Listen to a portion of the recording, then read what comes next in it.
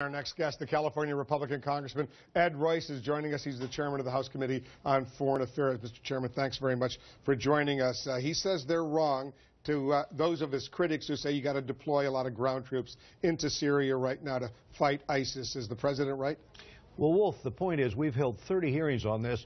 We have never suggested deploying U.S. ground troops. Through those 30 hearings, what we've suggested over and over and over again is that it's time for the President of the United States to arm the Kurds, to arm the Yazidis, to have the kind of support from the air that was necessary, especially during the first year of ISIS's operations, when they took 14 cities without this administration once using air power against them.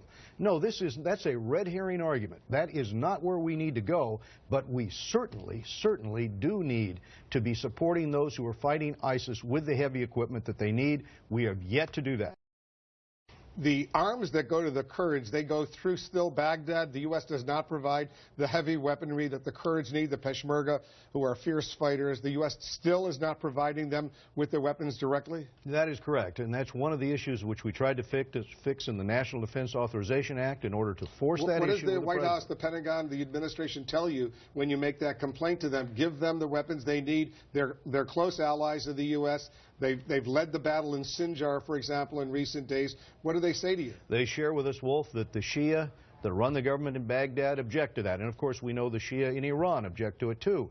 But, unfortunately, the Shia are not doing the fighting. You're talking about the Prime Minister of Iraq. The Prime Minister of Iraq and the Prime Minister of Iran object to the idea that the United States would arm the Kurds, the Yazidis, the Christians, the others who are fighting ISIS up there. They want it all run through the Shia-led government in Baghdad.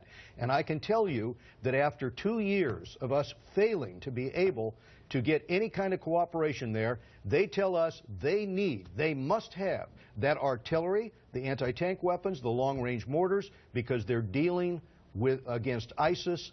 Although they have a large force, 190,000, 30% of them are women, are females in these battalions fighting against ISIS. But they don't have the weapons they need, and this president needs to reverse his position on that and needs to reverse his position also in terms of the airstrikes and give the close order support that we need on the battlefield, to support those Kurdish troops. Clearly you have no confidence in the Prime Minister of Iraq, Haider al-Abadi. None. None at all, because the administration says there's a good working relationship with him, not perfect, but there's a good, strong relationship. No, I think the idea that we're going to cooperate with the Shia-led government in Iraq and unfortunately in Iran, that has been a cul-de-sac. They are not going to cooperate here in terms of supporting the Kurdish effort against ISIS, and those are the only fighters that are effective on the ground, and so that's where our effort needs to be.